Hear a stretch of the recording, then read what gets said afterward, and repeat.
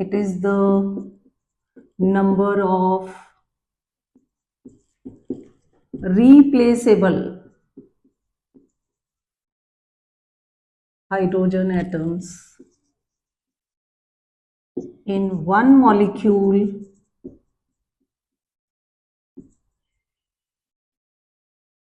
of acid. किसी भी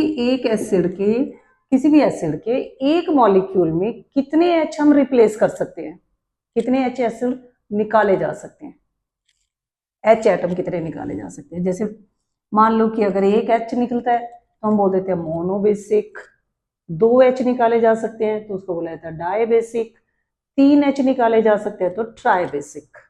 ठीक है, बेसिसिटी भी आगे 3 टाइप की होती है।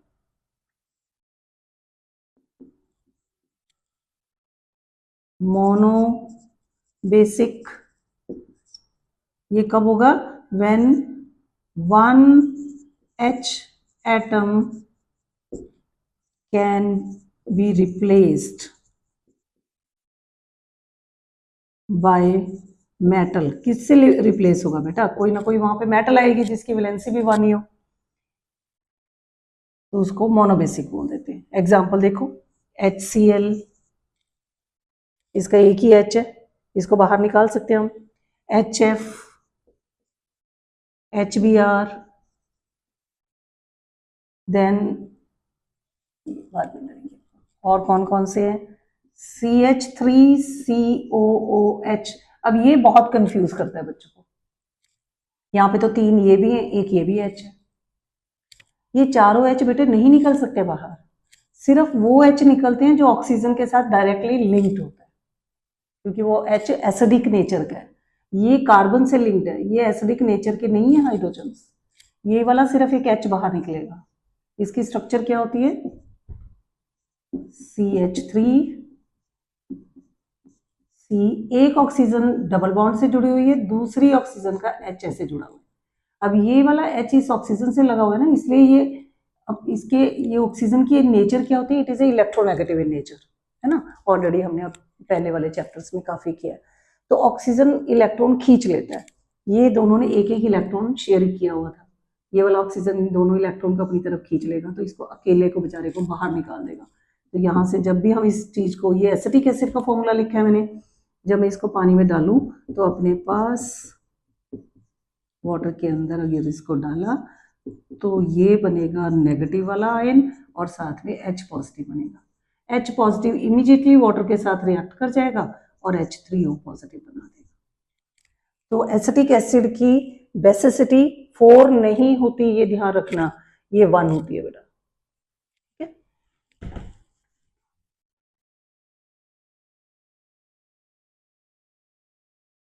फिर फॉर्मिक एसिड HCOOH, इसमें ये वाला H नहीं निकल सकता क्योंकि ये कार्बन से कनेक्टेड है, ये वाला H निकल सकता है क्योंकि ये ऑक्सीजन से कनेक्टेड है। HCN, तो ये सब मोनोबेसिक एसिड्स की एग्जांपल है। तो मोनोबेसिक एसिड कौन होंगे, the acid which produce 1 H पर मॉलिक्यूल इन वाटर। बिल्कुल सिंपल डेफिनेशन बता रही।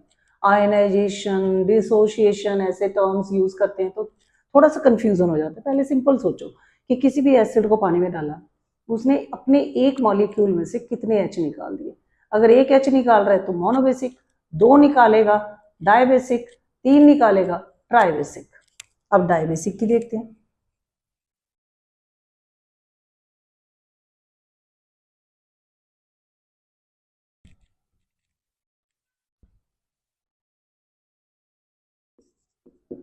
Dibasic acids are those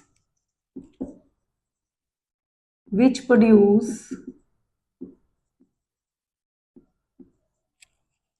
2H positive ion per molecule in water। जब हमने इनको पानी में डाला तो हर मॉलिक्यूल ने 2 H बना दिए। एग्जाम्पल देखो, H2SO4, ये 2 H निकलेंगे, इसका नाम क्या है, सल्फ्यूरिक एसिड। H2SO3, जब भी, अब कल जो मैंने एक और इससे पहले वीडियो बनाई थी उसमें भी ये बताया था बेटा कि इसका SO3 और SO4 जब भी कम चीज लगी होती है ना, जैसे यहाँ 3 ऑक्सीजन लगी है और यहाँ 4 है, बाकी सब कुछ सेम है, तो हम अपने आप को भगवान से छोटा मानते हैं, तो अस अस अपने लिए बोलते हैं, और जहां ज्यादा चीज लगी होती है तो उसको भगवान की कैटेगरी दे देते हैं। तो इक से याद करना है, इसका नाम होगा सल्फ्यूरिक एसिड और इसका नाम होगा सल्फ्यूरस एसिड। ठीक है ना, ये दोनों में दो दो एच है, तो ये दोनों एच निकाल देंगे। फिर आ गया कार्बोनिक एसिड H2CO3, ये भी दो एच निकालेगा। फिर आ गया ऑक्जेलिक एसिड जो टोमेटो के अंदर होता है, ये इस तरह इसका फॉर्मूला होता है, कई जगह तुम्हें बुक में ऐसे मिलेगा। यहाँ से इसने आगे बॉन्डिंग करनी है, तो ये अभी छोड़ दो इसको, ठीक है। तो ये 2 टाइम्स करके भी लिख सकते हो, नहीं तो खोल के लिखो। ये हाइड्रोजन भी ऑक्सीजन से कनेक्टेड है, ये वाली हाइड्रोजन भी ऑक्सीजन से कनेक्टेड है, तो इसमें भी दोनों एच निकालने हैं। तो ये बना हमारा डाइबेसिक एसिड, ठीक है। अब आ गया थर्ड कि ट्राइबेसिक कौन होते हैं।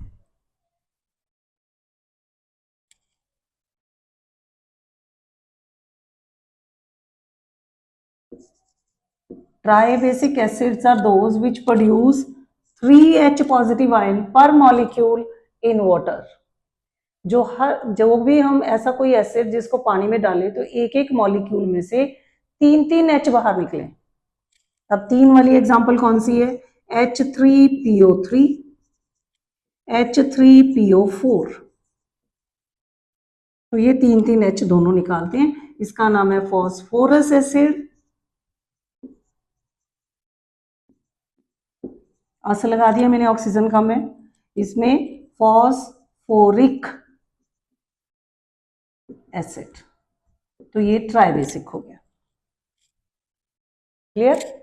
उसके बाद अब नेक्स्ट इसमें टॉपिक क्या आएगा, बेसिसिटी। तो चलो अब तुम लोग को पता लग गई कि पर मॉलिक्यूल कोई भी एसिड कितने एच पानी के अंदर देता है, वो हम उसकी बेसिसिटी बोल देते हैं।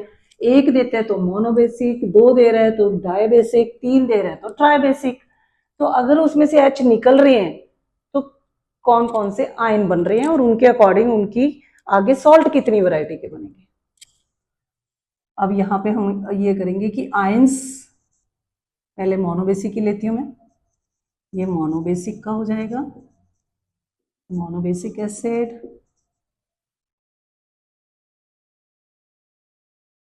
ये डाइबेसिक,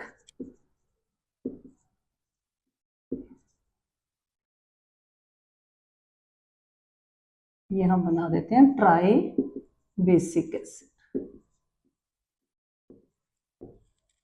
देखो अब HCl एग्जाम्पल ले लेते हैं, इसमें HCl क्या करेगा, कितने H है, चलो पहले तो यही लिख लेते हैं, ओनली 1 रिप्लेसेबल H।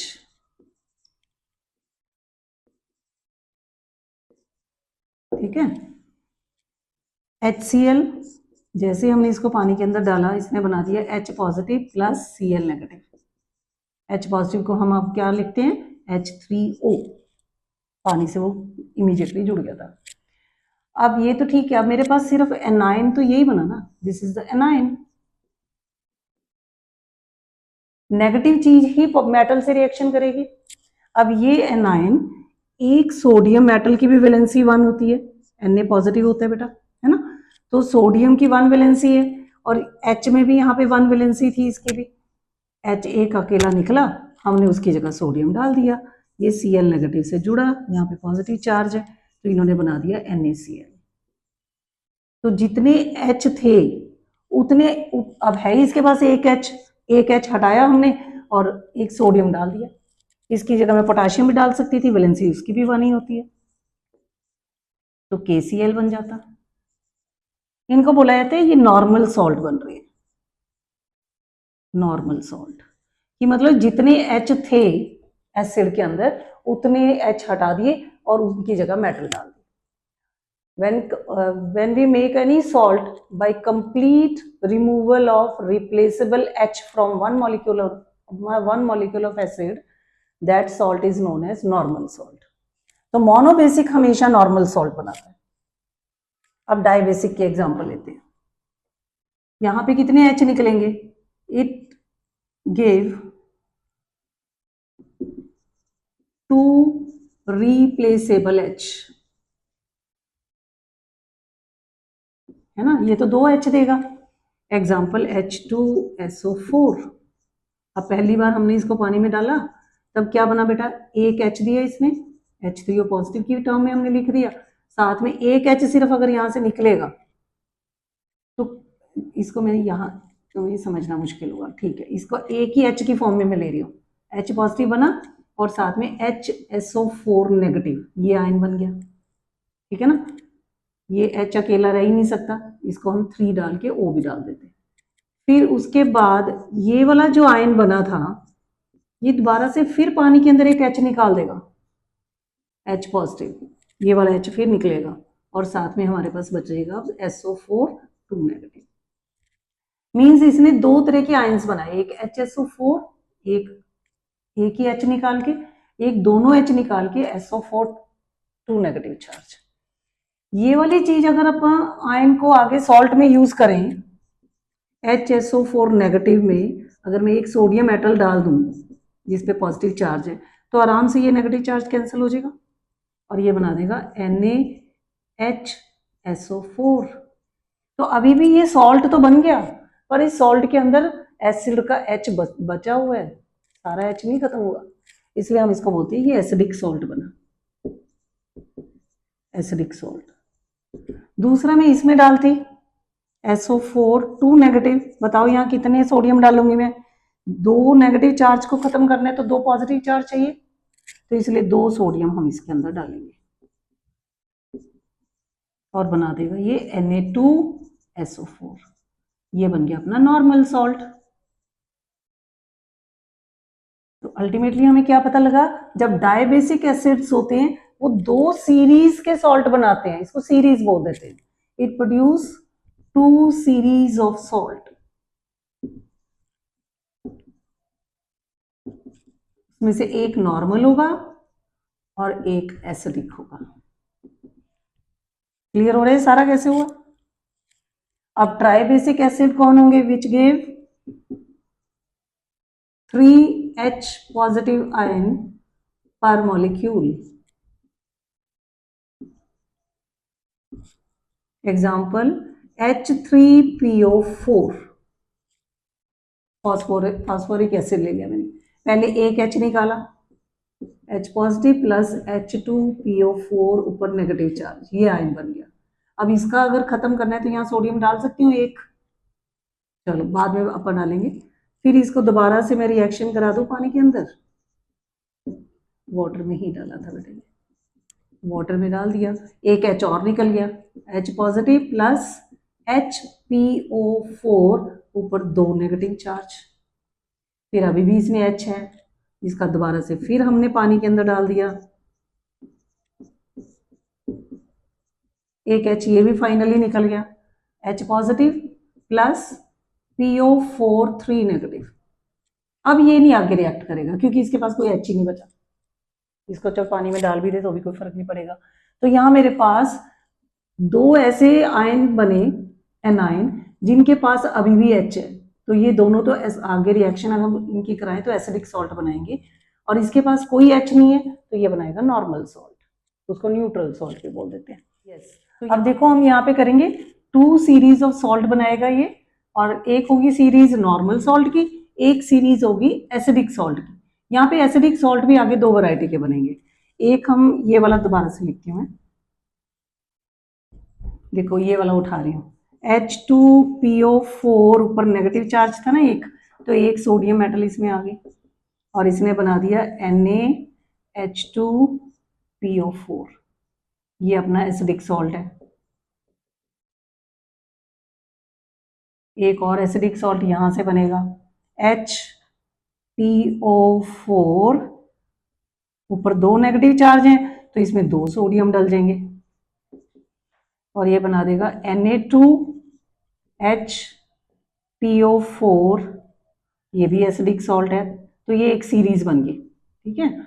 और फिर ये वाला देखो PO4 3 नेगेटिव चार्ज, अब 3 नेगेटिव चार्ज है तो 3 सोडियम डालेंगे इसमें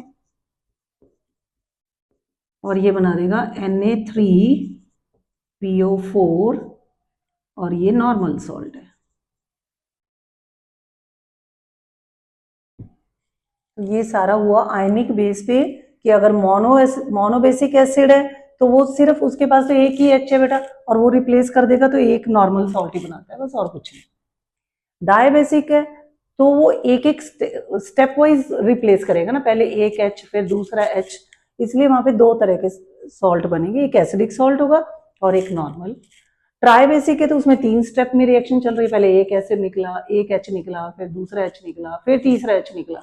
तो जब एक एच निकला तब भी अभी 2 एच पड़े हैं वहां पे, एसिडिक सॉल्ट बनेगा। 2 एच निकल जाएंगे तो भी एक एच पड़ा है तब भी एसिडिक सॉल्ट बनेगा। और जब तीनों एच निकल जाएंगे तब जाके वो नॉर्मल सॉल्ट बनाएगा। तो इसको भी हम यही बोलते हैं कि ये भी 2 सीरीज ऑफ सॉल्ट बनाता है, one is normal and other one is acidic. Clear हुई?